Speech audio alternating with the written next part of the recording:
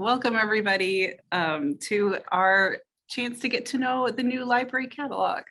I'm Stacy with the Iowa City Public Library, and I'm joined by Alyssa, who's our web developer and one of the people who works on the improvements to our catalog. It was Alyssa, Todd, and Brent at the library that created our catalog, which will be able to continually improve and adapt to our community's needs. Most libraries do not have a custom-made catalog. They're just sort of stuck at the whims of what the companies provide. And so it's very special for us to be able to make our own customizations and have the power to make changes when we want to. So to that end, since this was made in the library, if you have any comments from finding a bug to offering suggestions for improvements, we hope that you'll share your feedback with us, and we'll show you where you can do that in the new catalog as well. Okay, so let's get started, and I will show you where to find it. Share my screen. Okay, so this should look familiar. This is the library's website, right?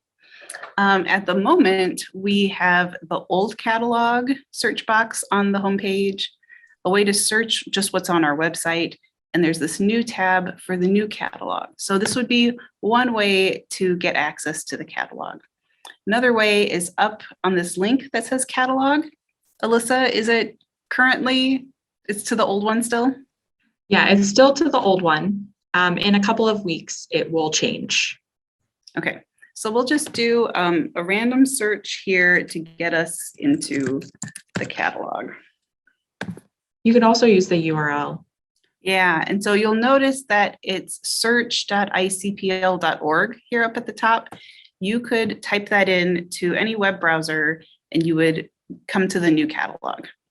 All of the library staff have been typing search.icpl.org for the last few months so that we can practice it and make refinements. So hopefully that will seem comfortable to you too. So let me point out what we'll see on the homepage of the new catalog.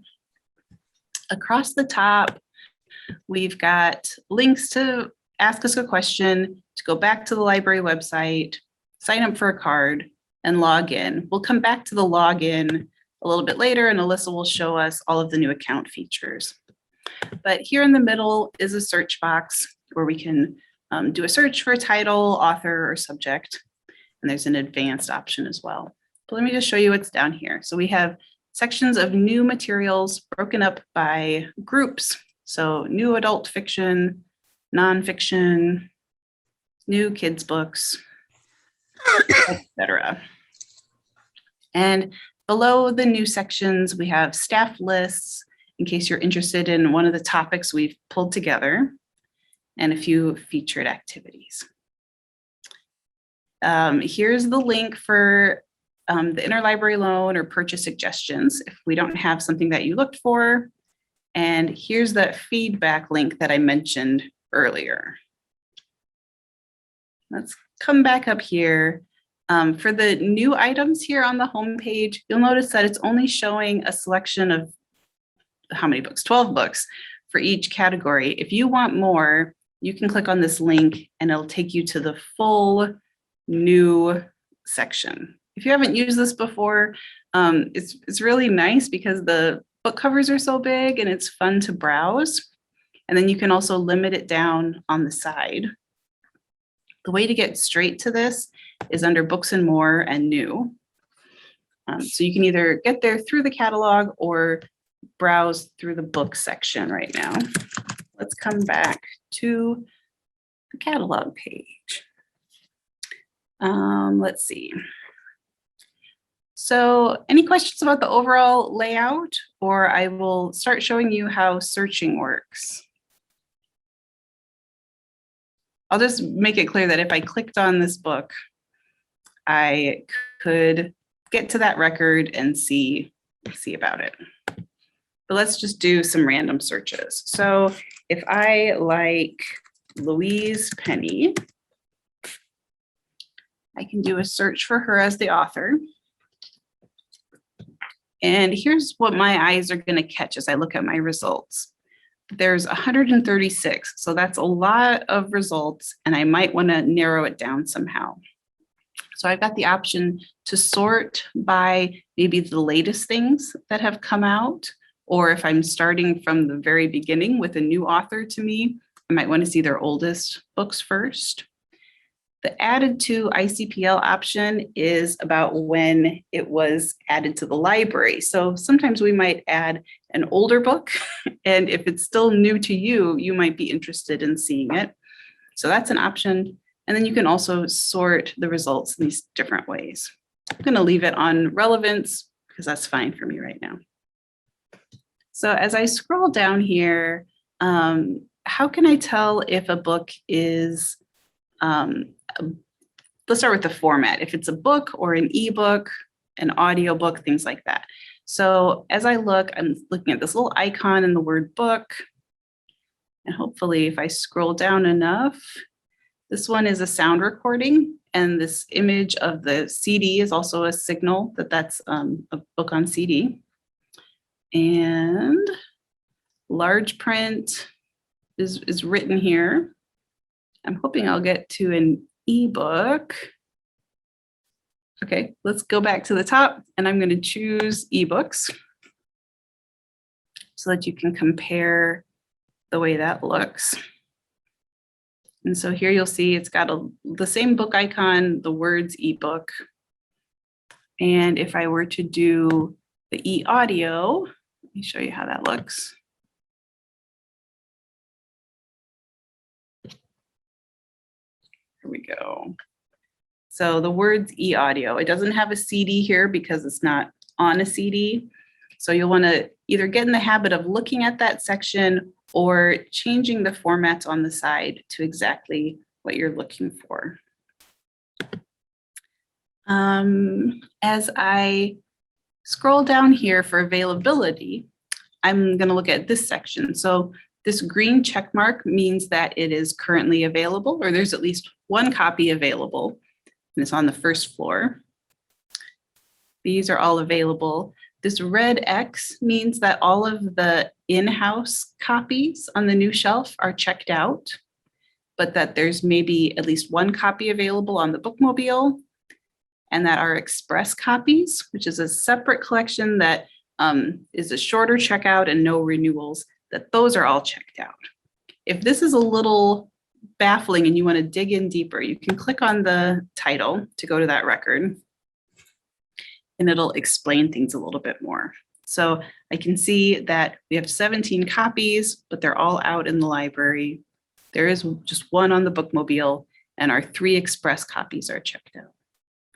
Sometimes you might even want to click this CL items.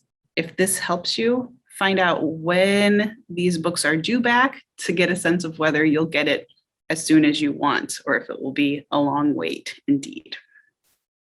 So we're hoping that the green check marks and the red X, and there's one more option. I should have anticipated which one I could do. It will only show up on item records, so you'd have to look for a comic. Gotcha. Okay, so instead of Louise Penny, Saga is a graphic novel series. And we'll see that there's an exclamation mark, and it's in sort of this yellowish color. That means that it's hard to tell whether we have a copy available or not. And so you'll want to click on the title again for that and see. And the reason it couldn't tell us from the start is that there's just too many details about the different volumes. So volume 1 is not available. Volume 2 is, we've got 1 copy available, etc. Another thing about the series, I was going to come back to those later, but now's a good time, is that if I'm going to place a hold on this, I have to already decide which volume I want. So let's say I want volume 1, because I want to start from the top. I'll come to place a hold here. And I'll log in with my card number.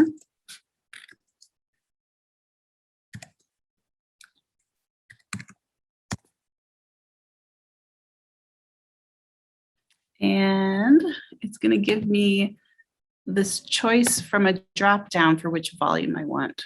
So for volume 1, it would make sense to choose the one that's due the soonest. This is sometimes a gamble though. It's the person who has it checked out until the 15th might bring it back faster.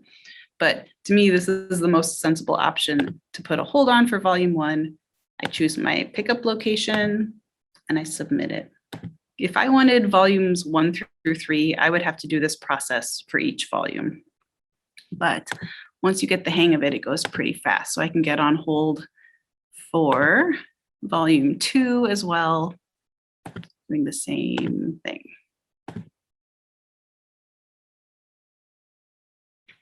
Okay. Let's come back and do a title search now. So if I know I want the book Harlem Shuffle, one of the new features in the catalog is that it gives you suggested titles as you start typing. So if you like to save yourself a little bit of typing time, or if you're doing this on a mobile device where it's a little hard to type, then you might appreciate that new feature. It only does the suggested titles or the suggestions for titles, not for authors or subjects. And so I can click there and search.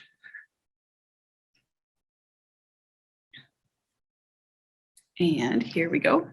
19 results, still kind of a lot, but let's scroll through these options. I have the ebook is all checked out with kind of a long waiting list. I've got the physical book or the print book is all checked out in all 3 places.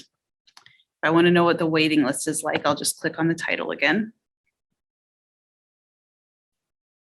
And there's 28 people waiting, but we've got 11 plus 4, 15 copies. So it's not too terrible.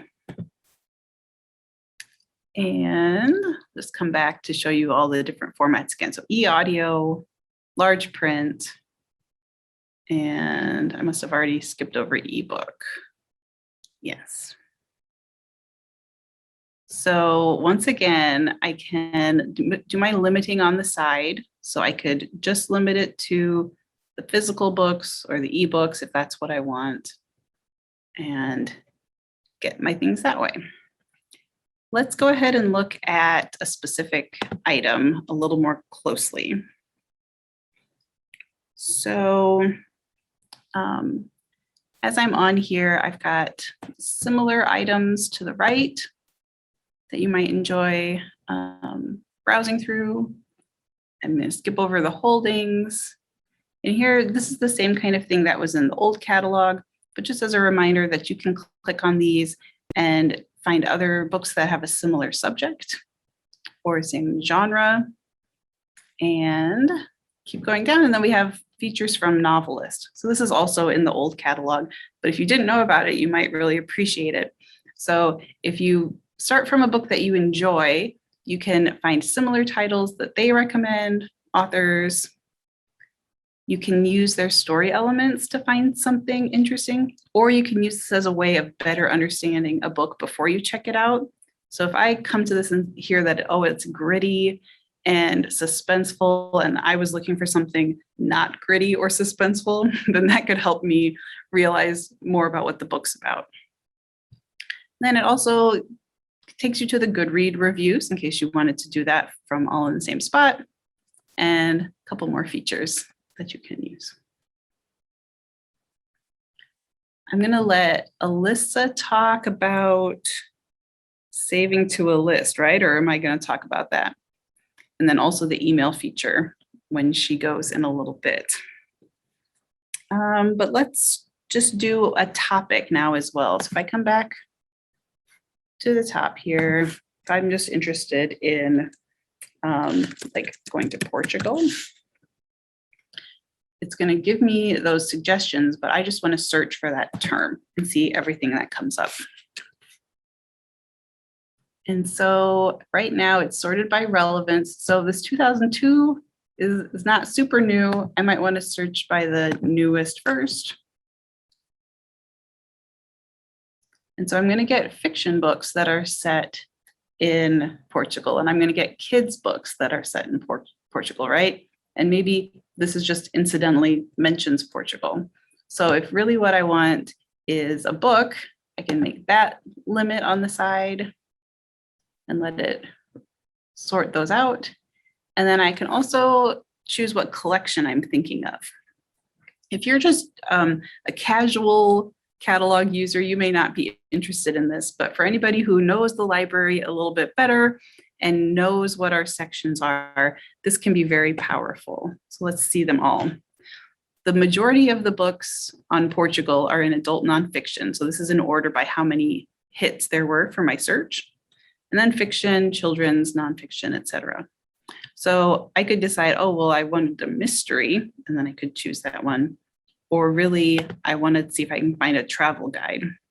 So I'm going to choose adult fiction or nonfiction. And you can see what I currently have filtered on the left there as well. And so since I have it in date order, I'm just going to go until I get to one that looks interesting. And I can come into the library and check it out from this call number. And if I'm not sure where that is, this will show me on a map of the library. So this is on the second floor, and it's highlighted in red where I should aim for when I get here. That's an upgrade from, I think, how the old catalog used to do it. It just— Would you do that again, please, Stacy? How did you get to where it was? Yeah, so it tells me it's on the second floor at the call number, and I can tell it to show me where on this link. And it'll pop up a new tab in my browser. And then you can tell this is where the stairs or the elevator are, and then I'll want to turn left and come down to this area. You're also, of course, if you didn't already know this, welcome to put a book that's available on hold, and then library staff will go out in the next hour or two and collect things and put them on the hold shelf for you. So if you don't want to find where it is, or if that's not part of what you wanted to do today, then we can take care of that part for you. Let's see. So we talked about how to tell what format something is, looking for the years just as a sense of whether a book is the newest one or not, and how to tell what's available. We looked at the filters on the side, but let me complete showing you what all of your options are. So the format we did, collections, and I could do more than one. Subjects might be of interest. That would be a fast way to narrow down to just the travel books, if that's what I was looking for. Genre might make more sense if I'm doing a fiction search, but I could also do that here. If you want to find it by language, you can do that. Author, I can't imagine why you would use that, but maybe if you had a very common fiction title and you wanted to quick narrow it down, you could do that. And then you can also do your years of publication if you had something very specific that you were going for. And if I set that, yeah. This is the next thing I wanted to show you. What happens if I search for something that the library doesn't have? So that's either by getting my filters down too specific, or if I do a search for just a bad title or word, I get no results. And so it could be that I should retry my search and fix my spelling or fix something about it, or I can do the interlibrary loan or suggest a purchase here. So this little result page is another one of the improvements for the new catalog. Let's see. Does everybody know the difference between this interlibrary loan and suggest a purchase, or should I also cover that quick? Anytime the library doesn't have something, we want to be able to get it for you. So we can't own everything, but we want you to be able to have access to everything. So if we don't own something, you can either ask that we borrow it from another library, which comes on interlibrary loan. It's at no cost to you. And it usually comes within a couple of weeks for you to use, and then we send it back. Or if something was created in the last year, then we can't get it on interlibrary loan yet, so you can ask us if we will purchase it for the library, and someone will look into it for you. Okay, another thing to talk about that you might appreciate is that there are improved book covers. So now when you click on a book cover, it should pop up, oh, from here, it will pop up big. This was a little frustrating for us with the old catalog. And if you're trying to remember, did I already read that book?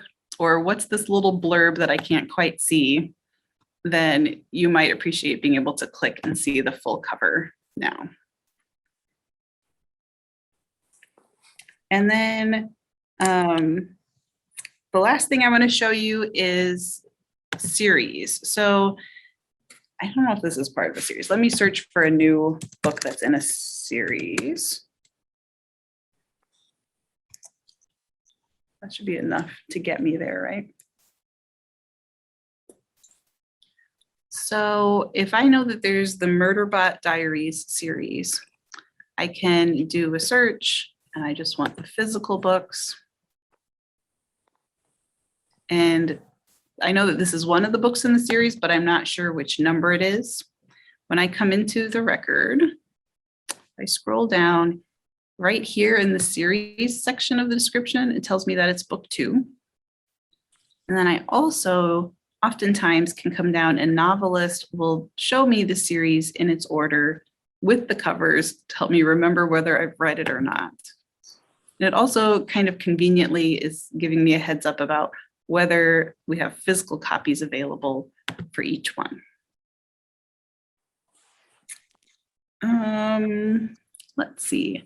And I think that might be it for my end, which I'm talking about browsing and searching. So before we move on for a few extra things from Melissa, plus covering all of the account parts, were there any questions about that? And I'm looking at the chat. Okay, that's not a question. Anybody have anything? Okay. And I will stop my sharing and hand it over to Alyssa.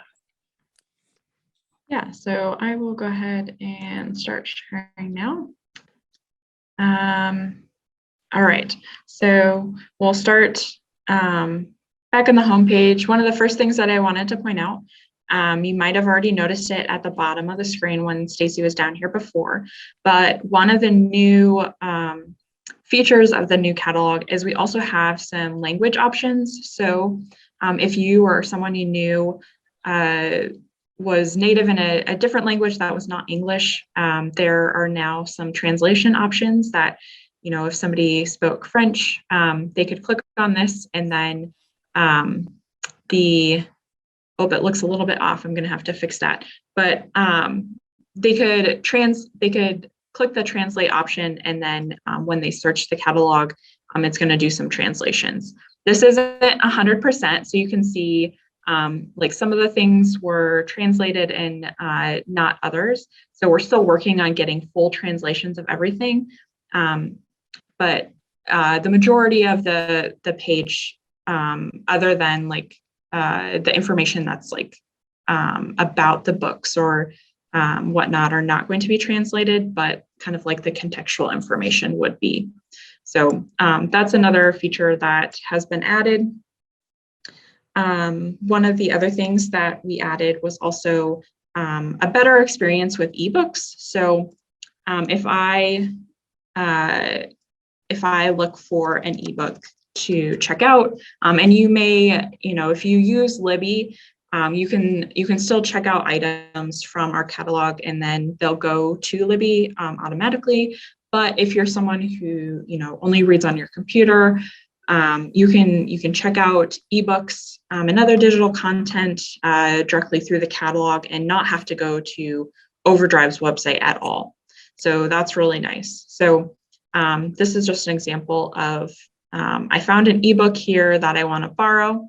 If I click on this borrow through Overdrive, it'll give us a pop-up saying, these are the download formats that you can read from. And so the EPUB is if you use, if you're reading on your computer with the Adobe Digital Editions, or if you use like a Nook, that's the format that you would need.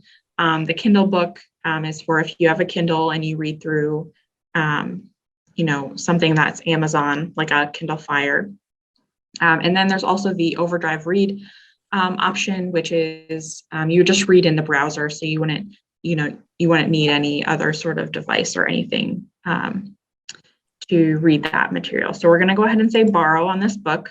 And so once I've borrowed it, then you can see it tells me this is when I have it checked out until, and now these download options have become links. And so I could click this one, it'll download a file, an EPUB file for me to use on my computer.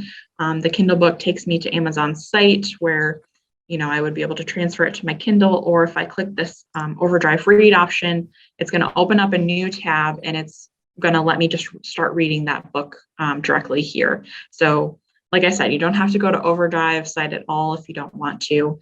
You know, you could read any ebooks or listen to an audiobook just in your browser directly from the catalog. So I'll go ahead and close this. So we still have this checked out. And so now you'll see this page is reloaded. And so now I can see that there's a little note that says that I have this item checked out, and it reminds me this is when it's due. And then you'll notice that these buttons up here also changed over. So now I get this button that says download the content. So if I, you know, accidentally close that pop-up that was there before, I can go back and get those links here. And then there's also a button here to return this title. And I could click on this to return it, and it'll ask you, are you sure? And then if you do want to return it, you can just click that button and it'll return that item. So that's a little bit about ebooks. Next thing is looking for, if you've ever wanted to see what the library has on order, so things that are coming soon to our collection. There's a couple of ways to find it. My favorite way to find on order items is to actually do an empty search, which is new.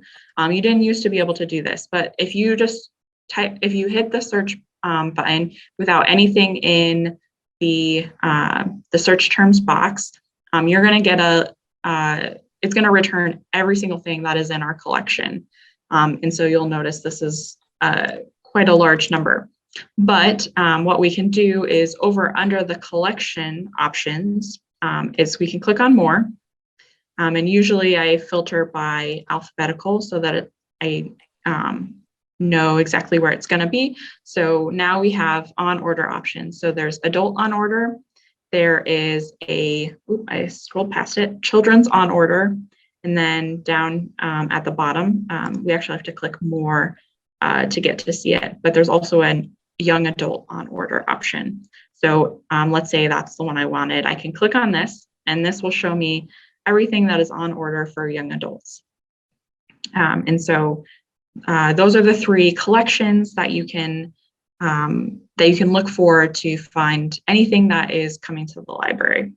And you'll notice there's no location information under these items either. So that's an indicator that the item is on order. So if you remember back when we did a search before, maybe I'll add some fiction items back in here so we can see. So normally it would show us where that item is located, but with on order items, it's just empty under there. And so that's saying this item isn't here yet. And so that's an indicator, or can be an indicator that it's coming soon. So that is on order items. Another thing you might be used to doing is searching call numbers. And so this is something that you'll want to go to the advanced search for. And there is an option here. So you would change it away from keywords and change it to call number. So if you're used to looking for, let's see, something like, movies, we have call number movies. You could type in movie here and it would search for, or no, it's not movie. Maybe it's DVD. Let me DVD/movie/comedy. Right, yes, thank you. So you could do something like this. Search that, nope. I should try this. Oh, it's because my filters are still there. It's trying to search the fiction section, which I don't want anymore. Okay, let's try this again. Nope, it's still add young adult. There we go. Okay, see, if you ever run into that, this is a good demonstration. You might have filters that are sticking around that you don't want.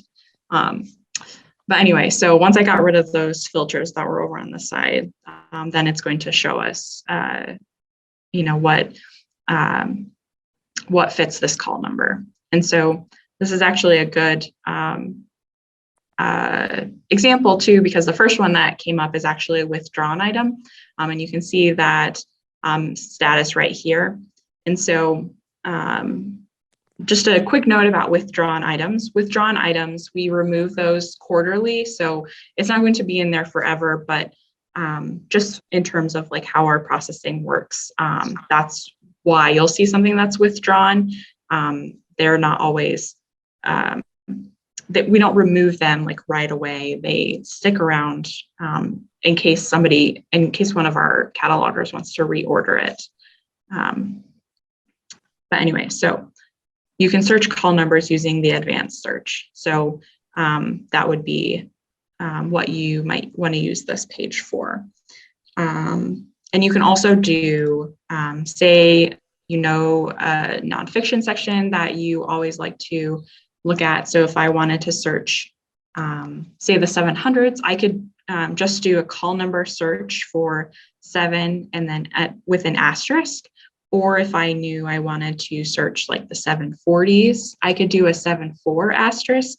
And so that asterisk is just, it's called a wildcard, if you're familiar with that, but it just tells me that, you know, I want something with any sort of ending behind that. And so I could search the 740s for,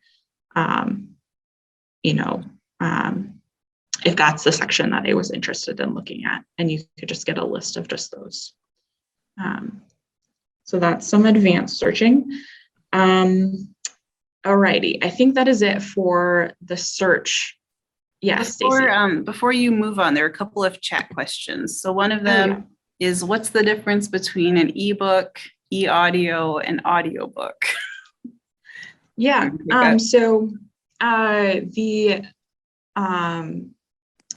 mainly, so the ebook is going to be a digital book that you can read, and there are several different ways that you can read an ebook, and I kind of talked about those a little bit. So like if you have a Kindle or a Nook, those are some ways that you can read an ebook, but you can read them on your computer as well. So it's just kind of like the alternative for the hard copy version. And then, so the difference between an audiobook and an e-audio, I mean, an e-audio is an audiobook, but it's in a digital format.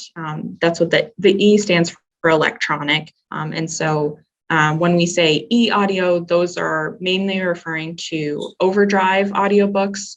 And so those are ones that you can, just like an ebook, you can download it to a device, or you can, you know, listen to it in the browser.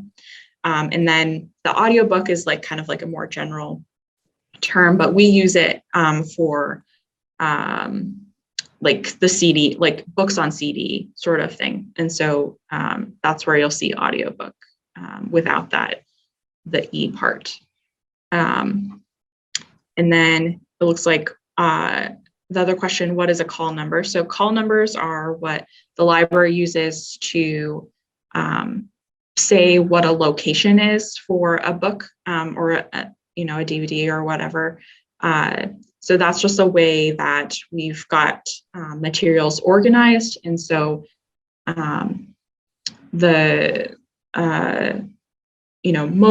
if it's fiction, it's going to be, the call number is going to be the author's last name. If it's in nonfiction, it's going to have a number, which is a part of the Dewey Decimal System, which doesn't make sense to most people, and that's okay. But, we can, if you wanted to learn more about it, we could, talk more afterwards. But so call number, you can just think of it as the location of where that book is. And then the follow-up for the Overdrive part is, how do I order an audiobook through the catalog, but then get it to Libby?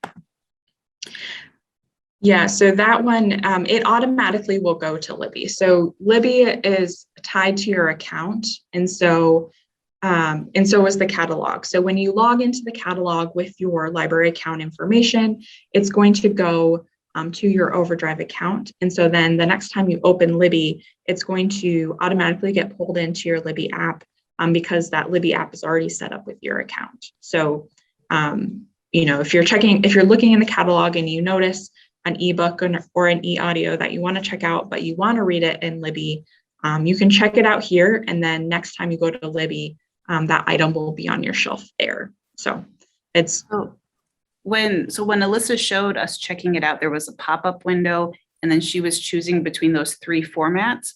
I think instead of clicking on one of those formats, there was just an OK at the bottom right, or close. And so you don't have to click on the formats. You could just close it out and know that it has been checked out on your Libby account. Yep.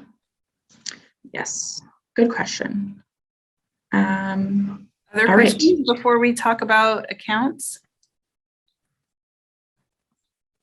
And of course, you can always ask us later in person or by email, anything that you need to know.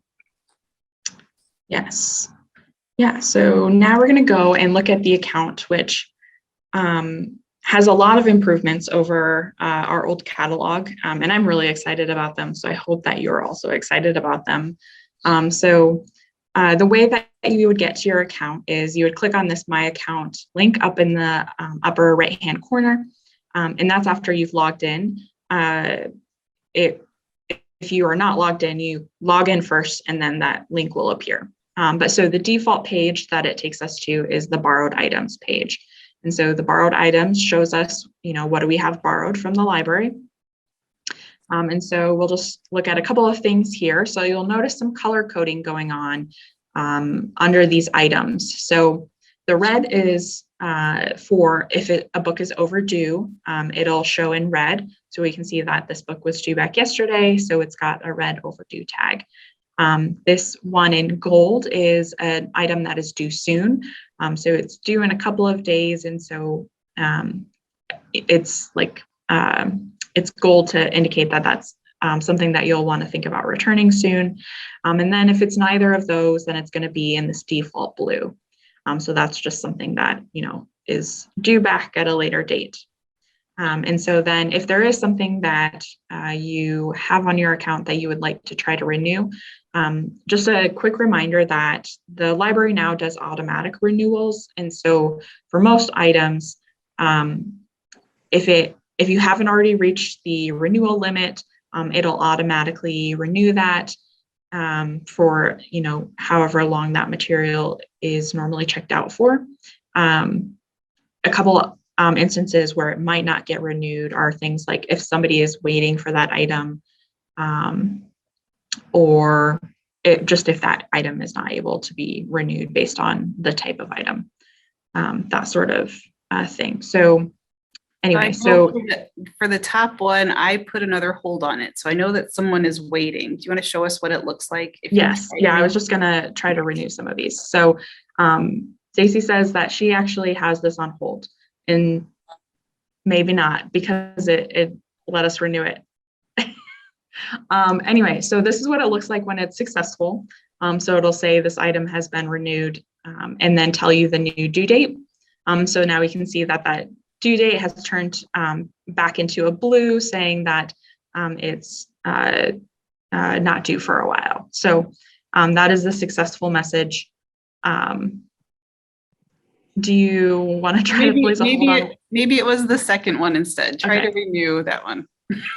Okay, That's so yes, this is the one that Stacey has on hold. So now when I hit the renew button next to it, it told us that it was not able to be renewed and why, which is it's on hold for someone else. So these are the two examples of the renew messages that you'll get. And then actually, I'm going to go ahead and refresh this page. Because now we can see, once we've refreshed this page, also there will be a note underneath if an item has been renewed. So we can see that this has now been renewed one time. And I think for the majority of items, you can renew them up to 2 times. There are special items that you can not renew any times, and some items that can only be renewed once. But if it says renewed twice over here, then you know that it can't be renewed anymore. Anyway, so that is renewing. And there's a renew all items button. So if you have, all your items that you're wanting to try to renew, you could also hit that instead of doing each one individually. So that's the borrowed items page. Next is the holds page. So this is another nice upgrade that I was excited for. But so you'll notice there was this little bell icon next to the holds menu item. And so this indicates that we have things that are available for pickup. So that's what this gray box up here at the top is indicating, is that these are the items that we have that are ready for pickup right now. And it'll tell you this is the date that you can pick that item up through. And then anything that is not yet ready is going to be down below. And so we can see, these are the 2 books that we placed on hold a little bit earlier, and then there were a couple other ones in here. And for these, the ones that are not yet available, it'll tell you, what is your position waiting in line. So we're 28 of 28 people waiting for this Harlem Shuffle book. Another thing that you'll notice is there's a little icon next to this one, which is, it's a snowflake, and that's to indicate that this item has been frozen. And so frozen is a status for holds, which just says that item, that I don't want this item until I've unfrozen it. And so pretty much it just freezes your place in line. So you'll continue going up in the position tracker. But once you get to number 1, you're not going to get that item until you've unfrozen it. And so, if you're going on vacation, this is a useful tip for, you can freeze your items so you don't get any of those holds and you don't lose them before you would get back. So you can freeze items, and you do that using the button next to it. So this is an example of one that we haven't frozen yet. So I could hit the freeze button and it'll say hold has been frozen. And then if I wanted to unfreeze it, I can just click that freeze button next to it, and it'll be unfrozen again. One reason that you might not be able to freeze an item is that this one was actually on the shelf. So if something tells you that it can't be frozen, that is the reason, most likely, is that you can't freeze things that are available now. And that's just a limitation of our the system in the back end. So that is the holds page. And then of course you can also, I forgot to say, but you can also cancel holds from this page as well. So you could click that cancel button if you no longer want that item. Next on the list is the fines. And so currently we're fine free, so you shouldn't be accumulating fines. But if you had any, or if you had, like, say, a lost item that you needed to pay for, that would show up on your account here. And you can only pay for fines that are over $1. So if I tried to pay for just this 50-cent one, it'll tell me you have to pay more than $1. So I could check both of these, and then it would let me pay those. And so it works like anything else that you would pay for online, where you would proceed to check out, and it would take you to a PayPal account where you would just put in the information for it. So that is the fines page. Another page in your account is the Interlibrary Loans page, which is also an exciting addition. So this was not something that we could show in the old catalog, but now we can. So if you are an Interlibrary Loan user, anything that you have requested through Interlibrary Loan will now show online in your online account. And so there's 3 different items here, which is the limit. You can request up to 3 things at a time. And each of these are in a different status. So this top one says not received. So that means that it hasn't yet reached the library from the lending library. And so I still have the option to cancel it at this point. And then the next one here is an item that has been returned. I've already returned it to the library and it's headed back to its lending library. And so you'll notice I don't have any buttons over here because there's nothing to do with it at that point. Items that have been returned will eventually come off of your account. And it's just dependent on when the Interlibrary Loan department deletes them out of our system. So they have a process that they go through. And so then eventually that will go away from my account. And then this last one is one that I currently have checked out. So it gives me the date of when it was received at the library, and then it tells me my due date for that item. And so there's an extra button here that says request renewal. And so it's not often that we can renew interlibrary loans, but we can always ask. We can ask the lending library if they would be willing to let us have it for a little bit longer. And so if you click on this, it'll send a notification to the Interlibrary Loan department, and they will get in touch with the lending library and then let you know if they say yes or no to that renewal. So it's not a guarantee, but it doesn't hurt to ask if you would like a little bit more time with it. So that is the Interlibrary Loans page. And then coming back to the ebook information, we have the Overdrive Shelf in your account pages as well. So you can just see here that this was a book that was already checked out on this account. And so it expires on this date. And then those action buttons that we had from before are also here. We can, return it if we're done with it or download it from here. And so if you are a Libby user, you probably won't use this page. You can go to Libby and, see this exact same information there. But if you wanted to, just use our catalog for ebook usage, you would be able to come here. And then this is an example of one that we have on hold. And there's a button down here for edits that we could do to this hold. So we could cancel it. We could edit the email notification if we want to change the email when it's ready. And then there's also a suspend hold option. And so if it's something that, again, it's kind of like freezing holds. If it's something where, you're going on vacation and you don't want anything to come in during a certain time, you could suspend it. And so just to see what that looks like, I can say suspend hold, and it'll ask me how long would I like to suspend it. And so maybe I would say, I'm going on vacation for 2 weeks. So maybe I'll say deliver after 14 days. And so then I can say that, and then it'll tell me this was suspended for 14 days. And so now once this page reloads, it'll tell me that the suspension, and it is 14 days. It just tells you that the 14 days has already started. That's why it says 13. Okay, so that is the Overdrive Shelf. And then next one down is borrowing history, which is another exciting change that you now can see covers for things that you have downloaded. So if you're like me and you can't remember the title, but you remember kind of what the cover looked like, you can see that really easily in the browsing history. And there's a couple of different view options. So I really like the grid option. So I can just click on this and it'll give me just the covers instead of having the cover and title information. And there is a paging option as well. So, I'll see a dozen at a time, but then I can page back and see more.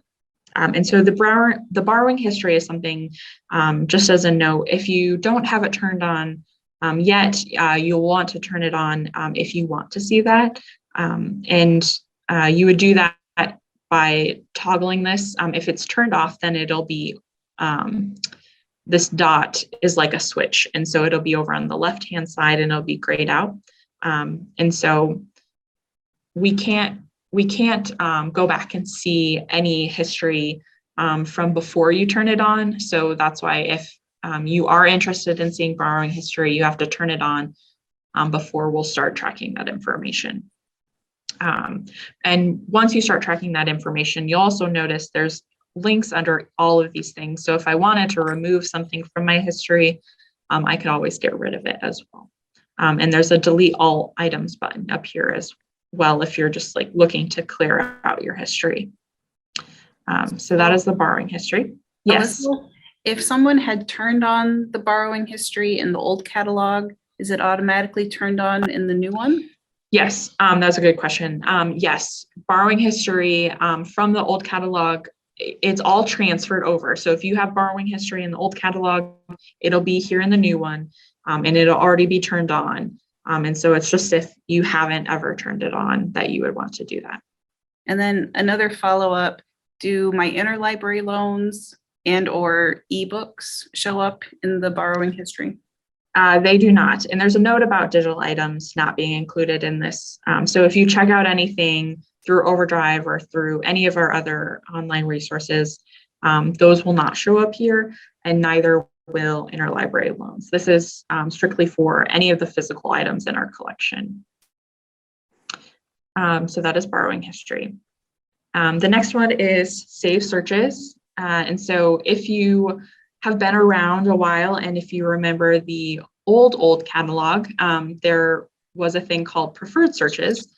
And so for preferred searches, you could get an email alert whenever new things were added under a specific title or a specific search term, basically. And so we've brought that back with the new catalog, and now they're called saved searches. And so you can see here on this page that we have two saved searches. And so we have this vegetarian cookbook saved search, and then an N.K. Jemisin saved search. And so both of these, it'll show us over here on the right whether or not the alert is turned on for those. And so this first one, there's not an alert, and the second one there is. And so the alert is an email notification that goes out once a week and tells you anything that was added to our collection that fits your search within the last week. So if there was a vegetarian cookbook added in the last week, if I had this alert turned on, I would see that item. And so that's kind of how it works. It's also useful if there is a search that you do often, you know, say even though I don't necessarily want an alert for the vegetarian cookbooks, maybe I like to browse them. I can just click this link and it will take me to that search. And so then I don't have to, you know, type in the same thing over again and set my filters. I can, you know, go into my saved searches and get to it quickly there. And you'll also notice here down below the saved searches are my recent searches. So if there is something that you searched recently that you would like to save, you could just go in here and then click save next to it, and that will bring it up to my saved searches section. The alert is by default off, but you could turn it on by clicking this button here, and then it'll turn the alert on. So now next time the alert goes out, which currently I think it's scheduled for Saturday nights, if there's anything that has been added to our collection in that area, I'll be notified for it. So that is recent searches and save searches. The other way that you can save a search, so let's say that I do, if I am just looking at knitting books, or if I type in anything, down at the bottom of this search page. So if I scroll all the way to the end of the list, once we get there, there is a save search option here as well. So if you're on the search results page, I could click this save search directly from here. And then now if I go back to my account under saved searches, it will be there. Okay. We're running out of time a little bit. The last one is maybe the most important. But so there is also the ability to create lists in the new catalog. And so let's go back to my knitting search. If I wanted to save something, you'll notice on this page, I already had a list called knitting. I could save something by using that save to list over on the side. And so it'll pop up and it'll ask me which list. And I only have one. So that's the one I'm going to save it to. You could add a tag or a note if you would like, but then you can save it. And so then that item will be saved to that list. So if I go to that list, I can see that this is the item that I just added. And so you can create new lists in the new catalog. You can also, if you had lists in the old catalog, you can also bring those over. And so the way that you do that, there's instructions on how it works here on the My List page.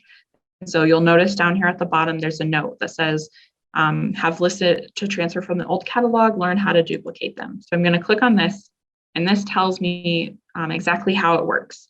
And so what I need to do is there is a bookmarklet here that I need to drag up to my bookmarks bar. If you've never done that before, I can click and drag, and so I can put it up here, and it'll show up here in my bookmarks. So this is something you can only do on your desktop or on a desktop. If you need help with this, you can always come into the library, and we would be more than happy to help you work on transferring lists from the old catalog. But so that's the first step. And so then the second step is that we're going to log into the old catalog, which is called Cat Pro. And so then I'm going to open up a new tab with that. And then I'm going to log in with my same library card number and password. And it looks like this is the one I want. So we'll log in with that. And so then from here, I'm going to navigate to my account page and then find my lists. And so then in here, I can, I only have one list here, but so I would click on that list and I would bring up the list of items so that I can see each of those titles. And so then once I'm here, I'm going to click this list mover bookmarklet up here in my bookmarks bar. And then it's going to tell me whether or not it worked. So I got a pop-up here that says your list has been converted, which is a good sign. That means that our moving worked.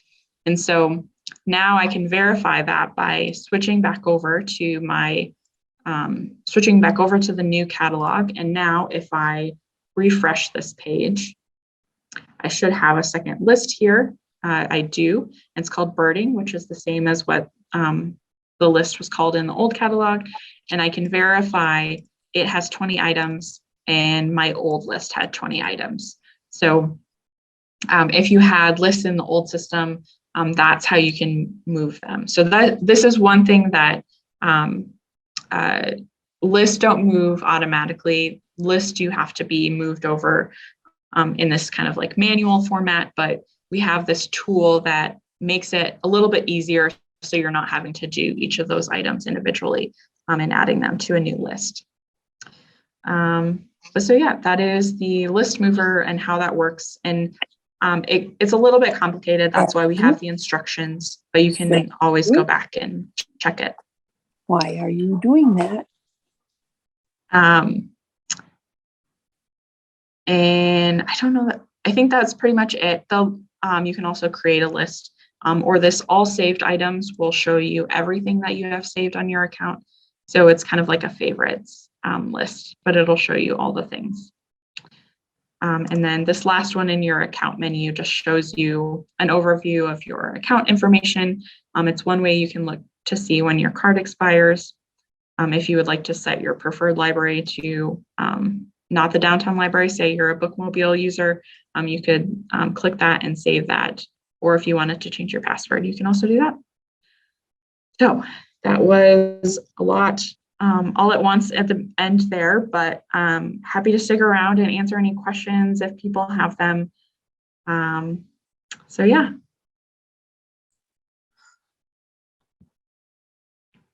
This is helpful in terms of books and whatnot. I understand that you also you have access to training videos, tutorials, or whatever through the library? How do you get access to information about what's available and those kinds of things? So is that the LinkedIn Learning that you're thinking of? Probably, yeah. Yeah, so maybe Alyssa can show us from the library's website where you would find that. So you have to go back to the regular library list. Yes. So, and there's a link to our website up here in the header of the catalog. But so from here, there's a couple different ways that you can find it. You can scroll down. It's on our homepage down in this digital library section. It's under Explore. So LinkedIn Learning, there's a link here to that. And then you can also find it on our digital library page, which is under Books and More. And there's the digital library page. And so Okay. both of these will have links to the LinkedIn Learning. Yeah. It is tricky to understand the distinction between some of the online things that we pay for and then the ebooks and e-audiobooks. So it makes sense to the librarians because we know where those different options are coming from. So if you ever have a question about that, don't be afraid to ask, because yeah, in the effort to give you lots of materials to look at, it is a little overwhelming at times.